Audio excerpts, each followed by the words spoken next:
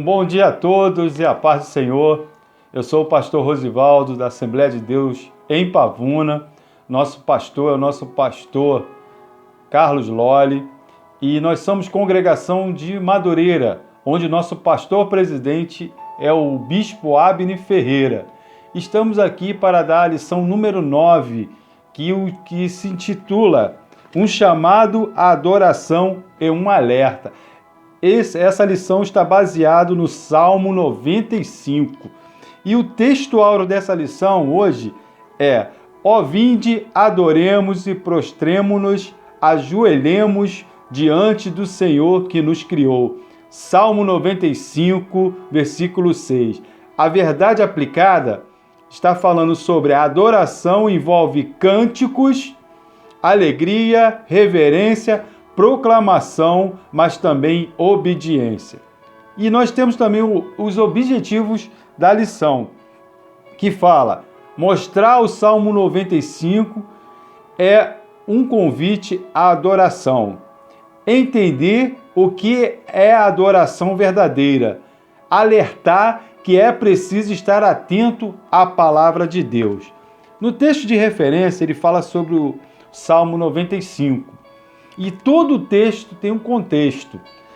Nesse contexto do Salmo 95, logo o primeiro versículo ele fala: Vinde, cantemos ao Senhor, cantemos com júbilo a rocha da nossa salvação.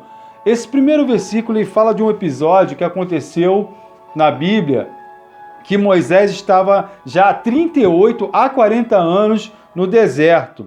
E o povo estava com sede, precisava de alimentação. E o Senhor ordena a Moisés, que o Senhor falava diretamente com Moisés, a tocar na rocha para que viesse água dali. Um milagre ia acontecer naquele lugar. Moisés, já com ira do povo, que o povo cobrava muito a Moisés, ele bateu com raiva. Ali bateu na pedra, na rocha, e ali saiu água. No contexto de Israel, aquela pedra significou que sairia água para a sede ser saciada. Já no contexto da gente, quando ele bate com raiva naquela pedra, porque a rocha significa Jesus. Então, Moisés bate com raiva ali, é como se naquela pedra saía água e sangue. E o Senhor não se agradou de Moisés naquela atitude dele. Então, irmãos, com isso, Moisés não entra na terra prometida. Nem ele, nem o povo. O povo pereceu 40 anos depois de uma atitude de Moisés, ele não entrou na terra prometida. Mas aí no versículo, logo em seguida, no versículo 3, ele também fala da grandeza do Senhor. No versículo 4, também mão forte do Senhor. Está exaltando o nome do Senhor. E no versículo 5, 6, 7, 8, ele fala de outro episódio no deserto. Foi a travessia do deserto. Logo após a travessia, Moisés estaciona o povo num lugar chamado Meribá. E ali teve uma contenda naquele lugar, e o lugar foi batizado como lugar de contenda. Então, irmãos, todo o Salmo 95, ele vem explicando um episódio de Moisés com o povo nesses 40 anos. E no final é interessante que o Senhor fala, depois que Moisés bate com raiva na pedra, o Senhor falou assim, no versículo 10, 40 anos tivesse desgostado com essa geração, e disse: é um povo que erra de coração e não tem conhecimentos dos meus caminhos. Por isso jurei na minha ira que não entrarão no meu repouso. Ele está falando que aquele povo não entrariam na terra prometida. E nós sabemos que só entrou na terra prometida Josué e Caleb. Então, irmãos, por isso que aqui tem um chamado à adoração no primeiro versículo e no final um alerta para que nós tenhamos cuidado no que falamos ou no que fazemos. Então vamos seguir a lição Introdução. Vamos na introdução agora. Os Salmos 95 e 81 são convocações ao povo de Deus para adoração, trazer à memória os poderosos feitos do Senhor e alertas para não negligenciar a relevância da confiança e obediência em todo o tempo. Entrando na lição propriamente dita, tópico 1. Um convite à adoração. O Salmo 95 é um convite à adoração e um alerta em relação ao ceticismo que atinge diversos servos do Senhor na caminhada. Irmãos, muitos nessa pandemia têm perdido a fé, têm ficado em casa e têm deixado a tristeza, têm deixado o desespero e a falta de emprego entrar no seu coração, perdendo a fé, perdendo a esperança. E ele fala sobre o ceticismo, que quer dizer dúvidas, falta de crença, crente perdendo a fé. Mas o Senhor fala no tópico 1.1, vinde e cantemos. E ele fala sobre 3 coisas no tópico 1.1. Nós vamos ver que são hinos, louvores e adoração. São 3 coisas diferentes. Eu falando sobre hinos, eu estou falando que hinos ele pode ser cantado por crentes, cristãos e não cristãos. O ímpio também pode cantar um hino. Como? O hino ele pode ser dedicado a uma pessoa, a uma instituição. Por exemplo, o hino nacional brasileiro, ele está exaltando quem? Ao Brasil. Hino do Botafogo, ele está exaltando ao Botafogo. Então, hinos, eles podem ser cantados em qualquer lugar. Quando ele fala em louvor, louvor é diferente. Louvor, quando o centro é Deus, quando ele está exaltando Deus, ele é um verdadeiro louvor. Você está externando uma ação. O povo de Israel, no Salmo 100, que fala aqui, celebrai com júbilo ao Senhor todos os moradores da terra. Então, eles estão celebrando ao Senhor o acontecimento de bom daquela época. Eles celebravam mesmo, eles tocavam pandeiro, batiam palmas, entendeu? Muitas igrejas não aceitam palmas, mas o louvor ele pode ser externado com palmas, com glórias, com danças naquele tempo, de Israel. Então eles louvavam dessa forma. E adoração? Adoração é um patamar mais alto. É quando a sua alma e o seu coração externa a soberania de Deus. Aí a adoração fica diferente, porque ela vem de dentro para fora. É algo que você se liga direto com Deus. Eu estava no culto quarta-feira, eu falei sobre isso.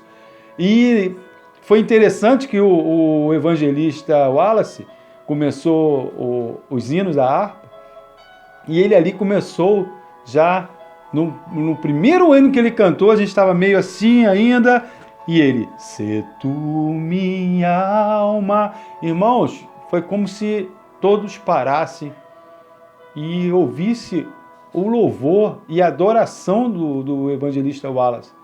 Pararam na hora. Opa, isso aí está diferente. Eu já ouvi várias versões desse hino, mas quando está o verdadeiro adorador ali, adorando, o Senhor recebe na hora. Nós sentimos a presença de Deus num culto maravilhoso que o pastor Marcos dirigiu. Foi uma benção, os louvores, a adoração, as pessoas glorificando que estavam lá. Muito bom, uma benção mesmo. E o Tiago cantou, foi uma benção. A adoração a Deus, nós sentimos ali no local. Por isso que nós temos que estar em comunhão na igreja. Quando essa pandemia acabar, nós temos que voltar a nos unir, a adorar o Senhor no local de adoração. Por isso que ele faz uma referência aqui, hinos, louvores e adorações são diferentes, tá? Vamos agora a 1.2. 1.2 ele fala, ele está acima de todos os deuses. Irmãos, Israel, naquele tempo, estava em volta de vários povos que adoravam ídolos. Muitas das vezes Israel se contaminava com aqueles ídolos, comia coisas que não deviam, e Deus punia Israel. Porque Deus tem ciúme de nós, Deus ele abomina a idolatria. Então, irmãos, aqui fala que ele é o grande rei, está acima de todos os deuses. Israel vivia com nações politeístas. O que é nações politeístas? Que adoravam vários deuses. Então, irmãos, eu tenho uma experiência aqui para contar de um amigo meu, da firma que eu trabalhava há uns anos atrás, e ele era responsável de fazer orçamento, né? E depois concretizar o orçamento fazendo a obra. E eu ia com ele, e ele sempre falava assim: Rosivaldo, ore por mim para que eu pegue essa obra. Pô, a firma vai ganhar 100 mil reais. E tudo bem, eu orava, né? Vinha aqui na oração da irmã Marlene, eu orava por ele, e ele já foi até curado na oração aqui, que a irmã Marlene dirigia. E eu via que aqueles 100 mil depois sumia, nada parava na mão daquele homem. Eu falei: poxa, tem alguma coisa errada. Será que ele está realmente na presença de Deus? Um dia ele me chamou para ir à sua casa. Quando eu cheguei lá na sua casa, a primeira coisa que eu vejo na estante era o deus Shiva, uma estátua de bronze dos deuses da Índia. Aquele Shiva, né? Uma estátua enorme. Eu falei: amigo, por que você coloca isso na sua estante? Ah, não, isso eu ganhei numa obra. Eu falei: poxa, rapaz, isso aí é outros deuses. Deus tem ciúme de nós servimos ao Deus Yahvé, o Deus Jeová, o Deus que faz milagre, e ele abomina estátuas. Você está adorando, você está dando legalidade para que naquelas estátuas demônios entrem na sua casa. O Rose deu um videozinho sobre a porta aberta. A casa limpa e a porta aberta entrou o rato. Então aquela imagem estava dando legalidade a algo entrar em sua casa, ao gafanhoto entrar, ao destruidor entrar através daquela estátua. Eu olhei outro quadro, tinha outra estátua de Buda numa pintura. Eu falei: meu amigo, você pede eu para orar, para Deus abençoar a sua casa, e na sua casa tem ídolos dando legalidade a outros deuses entrar em tua casa, a outros demônios entrar em sua casa. Então, nós devemos ter cuidado com isso. Israel, naquele tempo, Israel era punido direto. E olha só, na palavra de Deus, o apóstolo João, em 1 João, ensina: filhinhos, guardai-vos dos ídolos. Em 1 João 5, 21, Paulo exortou também: fugir da idolatria. Temos de nos afastar de tudo aquilo que tome o lugar de Deus. E outra coisa que eu queria deixar aqui para vocês, em Mateus 6, 21, pois onde estiver o seu tesouro, ali também estará o teu coração. Simplificando, onde estiver o seu coração, ali estará o seu Deus. Nós devemos ter o coração em Jesus. Se eu tenho o meu coração no meu carro, já tirou o lugar de Deus. Deus tem ciúme de nós. Porque se eu adoro o carro, eu vivo naquele, lavando o carro o dia todo, adorando aquele carro, você está sendo idólatra. Se eu adoro a minha bicicleta de uma tal forma que sufoca a presença de Deus, ali está o meu coração, ali estará meu Deus. E Deus tem ciúme disso. Nosso Deus é ciumento, Ele tem cuidado da nossa alma. Amém, irmãos? Então, vamos para 1.3. Nas suas mãos estão as profundezas da terra.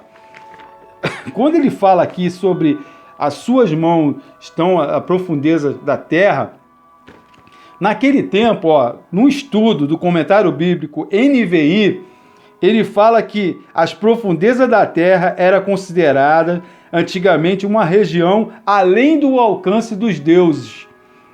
Olha só, mas aquele que fez os céus e a terra, ele tem jurisdição exclusiva lá nos profundezas da terra e nos céus. E eles falam aqui que além do alcance dos deuses estava as profundezas, mas o Senhor que fez o céu e a terra está conosco, e ele tem ciúme daquilo que ele fez. Ele é fabricante porque ele tem direito lá das profundezas até aos céus, aonde ninguém alcança. Ele fez. Então, por isso, nas suas mãos estão as profundezas da terra. Tópico 2. Entendendo o que é adoração. Eu já tinha falado lá no tópico 1.1 sobre adoração. Hinos, louvores e adoração. E aqui no Salmo 95:6, ó vinde, adoremos e prostemo-nos, ajoelhemos diante do Senhor que nos criou. Ele fala aqui sobre três convites: adorar, ajoelhar e prostrar. Adorar, você pode adorar de várias formas. Você pode estar adorando ajoelhado ou pode estar adorando em pé, levantando a mão que está vindo de dentro da sua alma e do seu coração. Prostrado também. Mas adoração, o baterista adora? Claro que ele adora. Ele está ali naquele vidro ali, atento do que ele está tocando na música, mas ele está adorando. Ele está... O Fafá, nós temos ali o percussionista, que ele está com várias coisas ao mesmo tempo, mas ele está adorando. Se ele está ali com o intuito de adorar, vindo de dentro do seu coração, sentindo a presença de Deus, ele está adorando. Eu toco saxofone, e quando eu começo um hino, eu já sinto a presença de Deus. Eu fico ali, sabe, já sabendo que eu vou externar o que está dentro de mim no saxofone. Então isso é adoração. Eu estou ali para adorar, não estou ali para agradar ao homem. Muitos querem agradar o homem, querem agradar o pastor, mas ali o intuito é adorar, é agradecer a Deus. Quando eu estou tocando, um dia eu estava tocando um hino chamado aquele, qual grande é o meu Deus, qual grande é o meu Deus, cantarei. Quando eu comecei a cantar, eu comecei a sentir a presença de Deus na minha sala. E eu comecei a chorar, falei, Senhor, como Tu és bom. Nós temos que agradecer ao Senhor toda hora, todos os dias, tirar um tempo para agradecer ao Senhor. E um louvor, mas pode ser uma adoração, quando a humilhação de quem está cantando ou tocando, quando você se rende. Quando você se rende, é como se alguém chegasse para você e falar, perdeu. Você se rende. Não vou fazer nenhuma rejeição. Eu estou aqui entregando tudo que eu tenho. Então, e o Senhor age. O Senhor age quando você se rende aos pés. Tem até um hino, né? Eu me rendo aos seus pés. És tudo que eu preciso para viver. Então é isso, é se render ao Senhor. Deixar o nosso eu, sabe? Muita gente não quer deixar o eu, mas tem que deixar o eu sou entrar na sua vida. Quando você se rende e deixa Deus trabalhar os seus desejos, Ele luta por você. Eu tenho isso comigo. Eu tinha na minha adolescência muita sede de ter as coisas. E eu pedia a Deus. Pedia mesmo, pedia com fé. Deixei Deus trabalhar em minha vida. E o Senhor fez o que fez na minha vida. Hoje eu sou grato a Ele. Amém, irmãos? Vamos para o 2.2. A forma de adoração. Jesus, ao conversar com a mulher samaritana, Jesus estabelece a forma como deve se adorar. Em João 4,19 fala sobre isso. Mas qual a conversa que Jesus teve com a mulher samaritana? A mulher samaritana perguntou, Senhor, aonde nós devemos adorar? É no templo, como os judeus, ou aqui no monte, perto do poço, que nós samaritanos fazemos? Em João 4,23, olha a resposta que o Senhor dá. Mas a hora vem, e agora é, em que os verdadeiros adoradores adorarão o Pai em espírito e em verdade, porque o Pai procura a tais que assim o adorem. Amém, irmãos? Olha só que beleza. Olha que bênção quando o Senhor fala sobre isso. Porque muitos estão ligados ao templo, achando que só no templo é lugar de adoração. Mas eu queria te dizer uma coisa, que você pode adorar na sua casa. Nessa pandemia, muita gente parou de adorar, está em casa, não está indo no templo mais para adorar. Não que isso vai continuar assim. Eu gosto de ir no templo também, sabe por quê? No templo há comunhão com os irmãos, há a união de oração. Nós vemos nossos amigos e ali fazemos a nossa comunhão. Seria bom que quando acabasse essa pandemia, todos voltassem a adorar o Senhor também, ali em comunhão, juntos, adorando ao Senhor. E o Senhor se agrada disso. Amém, irmãos? Porque você é o templo do Espírito Santo. O Senhor precisa de você para você se levantar dessa depressão, dessa tristeza. Levante, vá à frente, porque o Senhor é contigo. Você é o templo do Espírito Santo, como eu já falei. Amém, irmãos? Então vamos lá. 2.3. Atitude para uma verdadeira adoração. Qual é a atitude da verdadeira adoração? Ter uma vida de oração. O primeiro passo é esse. Em Efésios 6,18 fala: orando em todo o tempo, com toda oração e súplica do Espírito, e vigiando nisso com toda perseverança e súplica por todos os santos. Aquele que não ora, irmão, não prospera. Os irmãos têm que pegar e consagrar um lugar dentro da sua casa para orar. Ou seja, pode ser dentro do seu quarto, pode ser na despensa, e ali será o lugar onde Deus vai falar contigo. Nós temos que fazer isso como um hábito de orar um pelos outros, orar.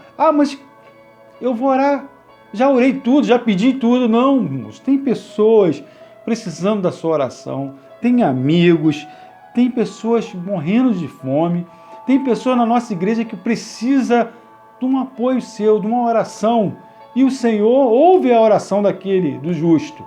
Então, o primeiro passo é orar. Por intermédio da oração, cultivamos o nosso relacionamento com Deus. Meditar na palavra, outro tópico importante. Nós temos que meditar, orar e meditar, suspirar, refletir, né? Meditar na palavra é isso. Refletir, pronunciar e santificar-se. Nós já estamos em 3 tópicos, ó. Orar, né? Meditar na palavra, santificar. Nós temos que nos santificar também. Como? Em jejum e oração. Esse é o segredo da vitória do cristão. Essa é a regra básica. Oração, meditação da palavra, intercessão, santificação e o final, submissão ao Senhor. Sem submissão, não tem como você prostrar ao Senhor, como nós já falamos, adorar, ajoelhar e suplicar ao Senhor. Nós devemos fazer isso. Submissão. Senhor, eu não sou nada. Senhor, eu sou pó e cinza na tua presença. Senhor, faz a tua vontade em minha vida. E é isso que o Senhor quer de nós. Amém, irmãos? Vamos para o tópico 3. E aqui fala: é preciso estar atento à palavra de Deus. Ou seja, tópico 3 e 3.1. Ouvir a voz de Deus. No Salmo 95:7, o salmista está alertando para que nós ouvimos a voz de Deus. Ou seja, obedecer a sua palavra, seguir a vontade dele. Obedecer a palavra é o que está escrito na Bíblia. Seguir a vontade dele. Muita gente quer seguir a sua vontade, quer seguir o seu próprio caminho, quer fazer o seu próprio caminho. Não pede orientação a Deus para fazer algo. E se você fizer isso, é morte súbita. Senhor, se falar assim para você, você não quer ouvir o que eu quero para você, não? Então, daqui em diante você está sozinho. Irmão, quando você anda sozinho, ovelha sozinho, não vai a lugar nenhum. Lá no quartel tinha um amigo que ele era maestro, fazia tudo na igreja. Todo lugar que eu ia ele estava tocando, um músico muito bom. Então ele começou a fazer as coisas que Deus não se agradava. Primeira coisa, ele largou a família. Largou a família e foi morar no quartel.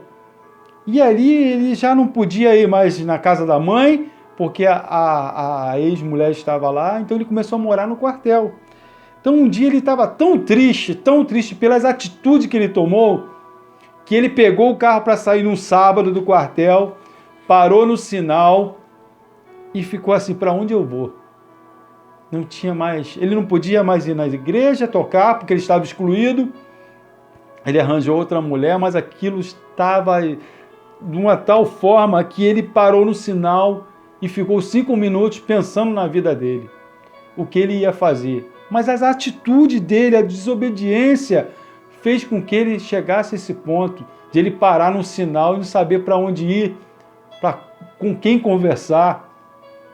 E era um homem que lia a palavra, mas deixou as coisas de Deus, e Deus não entrava mais no seu caminho porque ele não queria. Nada que o Senhor falava, as coisas de Deus, às vezes a tia dele vinha, falava para ele, amigo, eu tenho uma mensagem para você. Ele, não quero ouvir não, eu estou seguindo meus próprios passos. Irmão, atalhos só dá nisso. Depressão, então hoje ele é um rapaz deprimido, e eu fico olhando para ele, amigo, volte para Jesus, volta, você era maestro. Ele, não, eu ainda tenho que resolver algumas coisas. Ainda há tempo, irmãos, isso é perigoso, muito perigoso. Nós somos o sal dessa terra, a luz do mundo. Irmãos, nós viemos aqui para fazer a diferença. Não deixe o mundo entrar, porque você é sal da terra. Amém, irmãos? 3.2, estamos quase terminando nossa aula. Vamos lá. Não endurecer o coração. Olha só. Ou seja, a expressão endurecer consiste em resistir a ouvir a voz de Deus. É como eu falei do nosso amigo. Ele não está mais atento a ouvir a palavra. Deixou o mundo entrar na sua vida e deu no que deu. Já não acredita nas suas promessas. Olha só. Quando o coração está endurecido, quando o coração não está mais aberto a ouvir, a adorar, nada que ele ouve, ele acredita mais. E exemplo, não tem mais gratidão a Deus pela a sua vida. Olha, irmãos, eu tive o Covid-19, eu tive muito mal. Fiquei 5 dias com febre, a minha esposa cuidou de mim e eu passei por isso. Já tem 40 dias que eu passei por isso, mas eu não esqueci dos benefícios daquele deserto que eu passei. A minha esposa Rose foi uma mulher de Deus, ela cuidou de mim.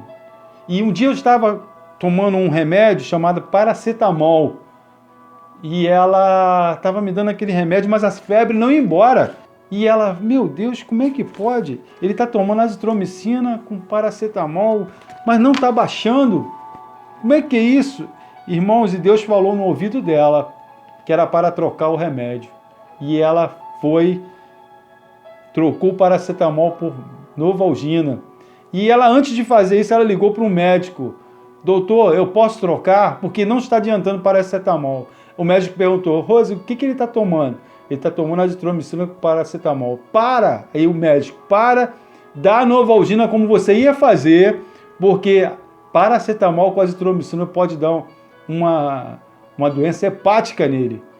E eu já estava naquele dia já com quase 1 grama de paracetamol. Nós paramos com o paracetamol, quando tomamos a Novalgina, acabou a febre na hora. Então eu passei por aquilo, mas tive uma mulher ao meu lado que me ajudou. Eu sou grato a Deus e a ela, porque Deus colocou ela para me ajudar. Se for outra pessoa, vai tomando paracetamol mesmo, aí eu poderia ter morrido naquele lugar. E o Senhor me sustentou, eu sou grato a Ele. A gratidão, toda vez que eu me refiro a Deus, eu agradeço a Ele. Senhor, obrigado pela vida, obrigado por estar aqui, obrigado pela minha família, meu filho. E o Senhor tem me abençoado, o Senhor tem firmado as suas promessas em minha vida. 3.3, e finalizando aqui com 3.3, ele fala aqui relação com o Salmo 81, o 95 com o 81. Por que essa relação? Olha só o que ele fala. O Salmo 81 é um cântico festivo, mas também faz um alerta ao povo de Israel quanto ao caminho da desobediência. Irmãos, é um cântico festivo. Essa relação fala sobre festa. Mesmo em dias festivos, nós temos de ter discernimento sobre a obediência. Porque em dias de festa, pode acontecer de você perder o teu contato com Deus, perder a sua relação com Deus. João Batista, numa festa, perdeu a cabeça. Entendeu, irmãos? Então, em dias de festa, nós também temos que estar alicerçado com o Senhor, em ligação com Deus, em dia de festa, porque a obediência traz a presença de Deus. E é ali que nós somos provados em dia de festa também. Porque quando está tudo bem, nós esquecemos de orar quando está tudo bem. Aí nós vamos orar só no dia da tribulação. Mas é em dia de festa, na obediência, que o Senhor também quer nos abençoar. Temos que ter obediência nesses dias. Então, irmãos, terminando aqui, a conclusão. Vamos à conclusão. Portanto, os salmos não são apenas hinos de adoração, mas também instruções e advertências para o povo de Deus não desprezar a importância da palavra de Deus e de cultivar uma vida de confiança e obediência ao Senhor. Irmãos, continue adorando, continue obedecendo ao Senhor, continue adorando com todo o seu potencial, toda a sua vida. E quando acabar a pandemia, vamos todos nós nos unir para adorar o Senhor no templo. É ali onde nós vamos ver nossos amigos, aonde nós vamos adorar o Senhor junto, orar e bendizer o seu nome. Eu agradeço a oportunidade, agradeço o nosso pastor Carlos Lolli pela confiança de estar dando essa mensagem. Oremos pelas nossas igrejas, oremos pelo nosso bispo Abner Ferreira, oremos pelo nosso prefeito, nosso presidente, nosso governador, que isso tudo vai acabar e nós vamos de novo adorar o Senhor em espírito e verdade no templo, em nome de Jesus. Agradeço a minha oportunidade e até a próxima lição.